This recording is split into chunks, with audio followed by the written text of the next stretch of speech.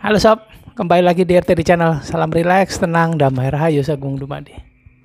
Sobat, bagaimana kondisinya saat ini? Saya yakin hidup sobat dalam kondisi yang lebih baik dari waktu ke waktu.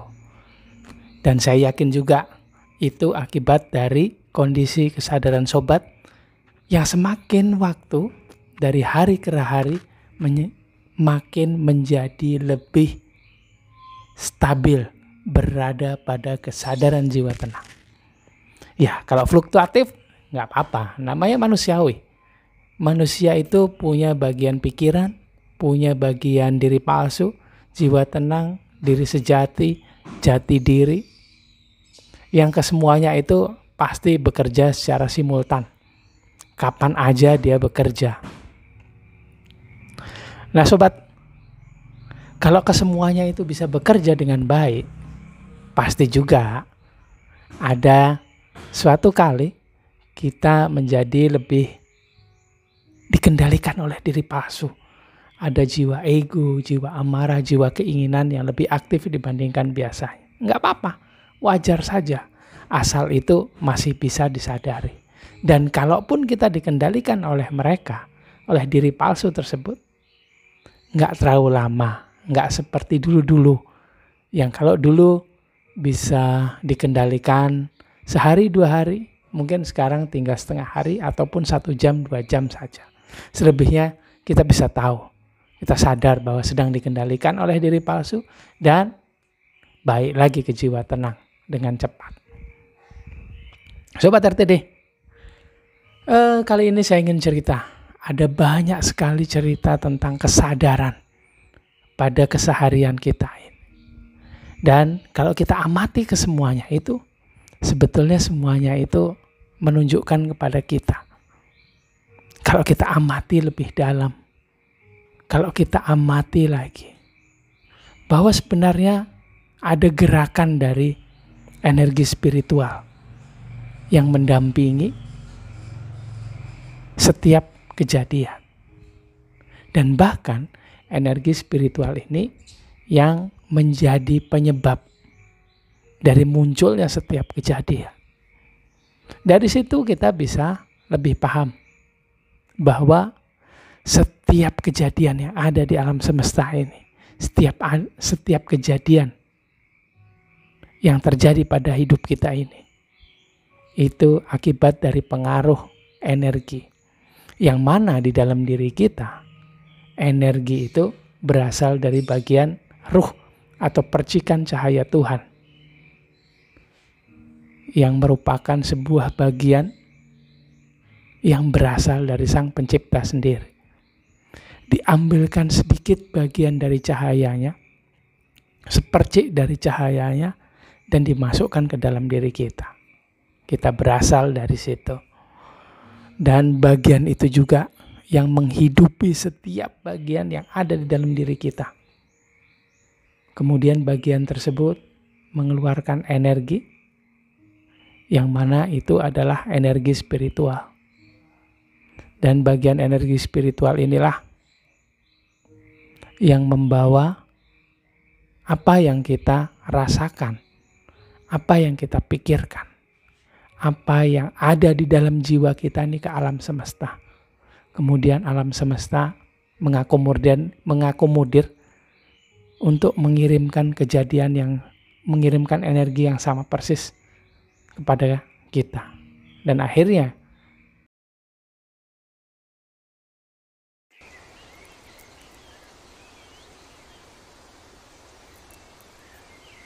energi itu termanifestasikan sebagai sebuah kejadian yang kita temui setiap harinya.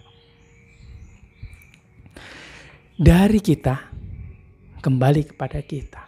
Dari energi spiritual melewati seluruh bagian yang ada dalam diri kita, terkirim ke alam semesta, direspon oleh alam semesta juga dengan energi. Dari energi, karena kita sebenarnya adalah energi juga, dari energi pada energi menuju energi di alam semesta dan kembali lagi sebagai energi. Dan Semuanya itu sebetulnya adalah energi. Salah seorang nabinya spiritual science, ilmu pengetahuan, Nikola Tesla bilang bahwa bila kita ingin bisa memahami alam semesta ini, maka berpikirlah dalam ranah energi, vibrasi, frekuensi. Karena semuanya sebetulnya adalah energi di alam semesta ini. Kemudian termanifestasikan sebagai kejadian-kejadian, menjadi bentuk-bentuk yang nyata, yang bisa dilihat seperti diri kita sendiri. Semuanya adalah energi. Bahkan Tuhan pun ada yang bilang bahwa Tuhan itu adalah energi. Ya benar, Tuhan itu adalah sumber dari segala energi yang ada di semesta ini. Pikiran kita lah yang mengakibatkan adanya sebuah bentuk. Proyeksi dari pikiran kita lah yang mengakibatkan munculnya sebuah bentuk, sebuah kejadian di alam semesta. Teknisnya seperti saya cerita tadi. Dan di dalam diri manusia ada proyektornya. Proyektor itu adalah kelenjar pineal gland, cakra ajna, mata ketiga. Ada yang sebut juga dalam bahasa yang sangat dirahasiakan, mata kolbu. Dan hal ini dirahasiakan dari kita. Banyak yang merahasiakan ini para dark worker, kaki tangan iblis di muka bumi. Mereka rahasiakan ini dari kita sehingga kita tidak bisa menggunakan ini untuk hidup yang lebih baik. Tapi mereka menguasai dunia, memanifestasikan hal-hal yang mereka bisa gunakan untuk menguasai kita, untuk kepentingan mereka sendiri, untuk kekayaan mereka sendiri. Ini dari pineal gland tadi. Kita dirahasiakan, kita dijauhkan dari situ. Kalau mereka mempelajari ini sedari kecil, manifestasi ini, kalau kita tidak, baru sekarang kita pelajari. Itu pun kalau kita mau belajar. Kalau kita pun mau belajar, harus kita lewati satu doktrin yang mereka berikan kepada kita. Bahwa ini di luar hal-hal yang kita pelajari. Ini di luar keimanan kita. Ini sangat berbahaya. Karena ini mendekatkan kita kepada iblis atau dajjal yang katanya punya mata ketiga di sini. Kita didoktrin begitu, akhirnya kita tidak mau belajar.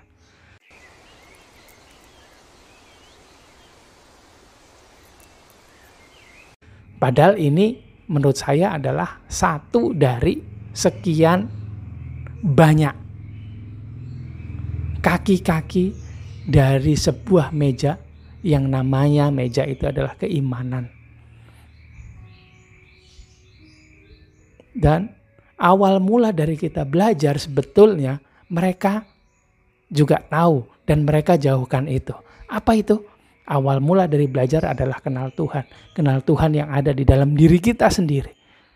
Awal mula dari beragama, awal mula dari menyembah Tuhan.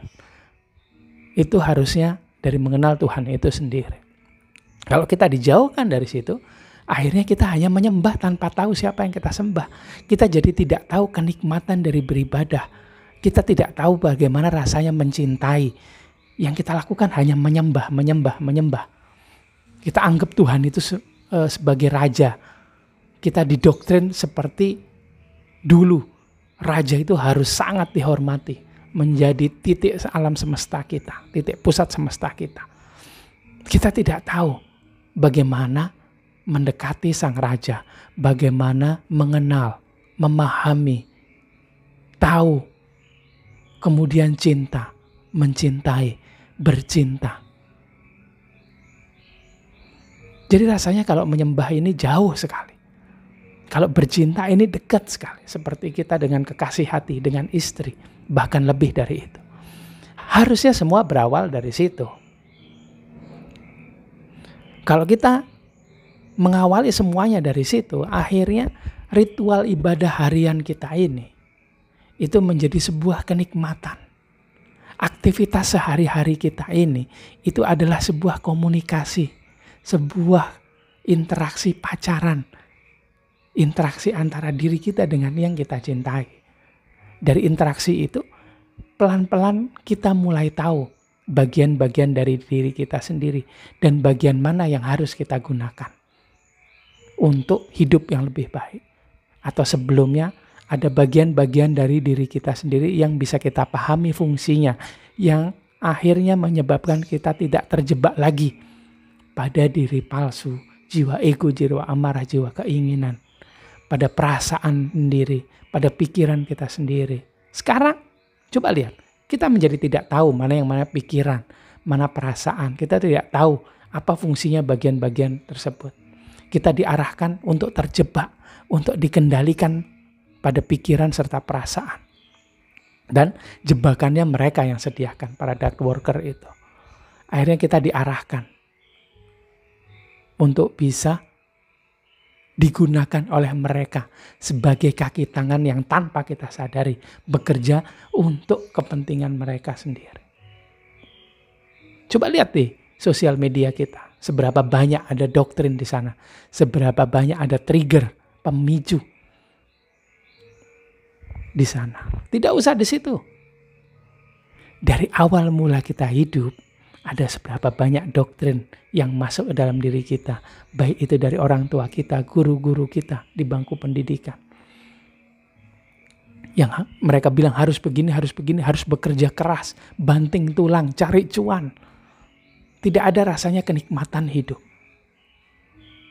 Sedikit besar sampai sekarang di era sosial media ini kita dibombardir dengan yang katanya resesi dunia. Sehingga kita selalu harus mengencangkan ikat pinggang kita.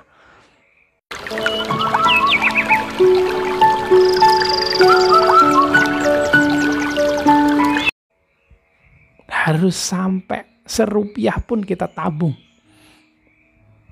Ya memang benar itu semua. Tapi harusnya itu semua kita hadapi. Kita jalani dengan kesadaran jiwa tenang. Tidak dikendalikan oleh jangan mereka, diri kita sendiri. Diri palsu kita sendiri, jiwa ego, jiwa amarah, serta jiwa keinginan, pikiran kita sendiri, asumsi serta prasangka diri kita sendiri. Kalau kita tahu bagian-bagian tersebut, kita tahu yang mana pineal gland tadi, kita jadi tahu bagaimana memanifestasikan sesuatu untuk hidup yang lebih baik. Bukan hidup yang standarnya dikendalikan oleh mereka, didoktrinkan. Sukses itu harus begini, bahagia itu harus begini, umur sekian harus punya ini, harus dapatkan ini, begini. Yang semuanya, bila kita mau sukses ya harus pakai cara mereka. Kalau kita mau bahagia ya harus punya yang seperti ini. Yang mana mereka semua itu yang siapkan. Jauhlah kita semua dari standar kesuksesan yang sejati. Kita jadi tidak tahu bagaimana rasanya berkomunikasi, berinteraksi, bercinta dengan Tuhan yang ada di dalam diri kita sendiri. Bahkan Tuhan itu dijauhkan oleh mereka. Dibilang Tuhan itu di sana. Ya betul Tuhan itu di sana. Tapi seharusnya kita dikasih tahu bahwa ada bagian dari Tuhan di dalam diri kita. Yang mana bila kita terhubung ke dalam Tuhan yang ada dalam diri kita itu. Kita juga bisa terhubung dengan Tuhan yang katanya di sana. Karena kita sedari kecil dikasih tahu bahwa Tuhan itu di sana. Akhirnya kita merasa jauh dari Tuhan. Kita tidak pernah merasa dekat. Kita tidak pernah merasakan secara langsung interaksi dengan Tuhan itu sendiri. Jauhlah kita dari Tuhan, jauh juga akhirnya kita dari kehidupan yang sejati. Akhirnya setiap harinya kita tidak lagi hidup dalam kesadaran yang tepat. Kita hanya hidup dalam kesadaran, logika, dan diri palsu. Karena mereka juga tahu bahwa hidup di bumi itu pasti juga terkena imbas dari daya gravitasi. Yang mana daya gravitasi bumi itu menyebabkan diri palsu kita menjadi lebih aktif. Ya mereka tahu itu. Dan mereka juga picu agar kita terjebak masuk di sana lebih dalam, lebih jauh. Kita jauh dari jiwa tenang.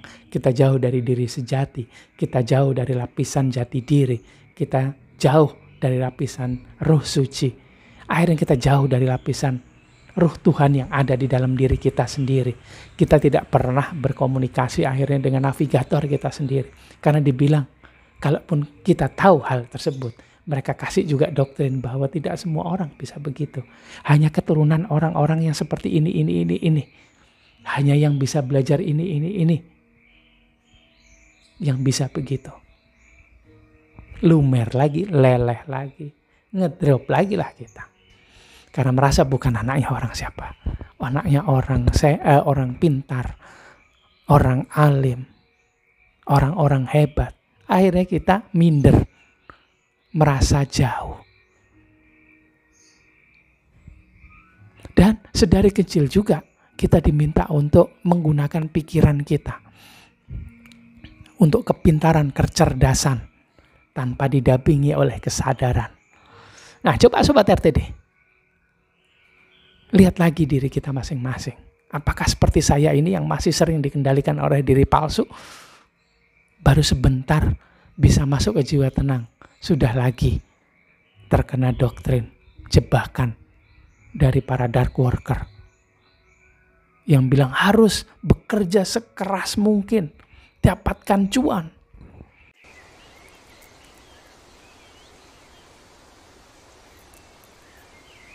Agar bisa hidup dengan standar yang seperti ini. Dibombardir lah kita di sosial media kita. Boleh saja hidup seperti itu.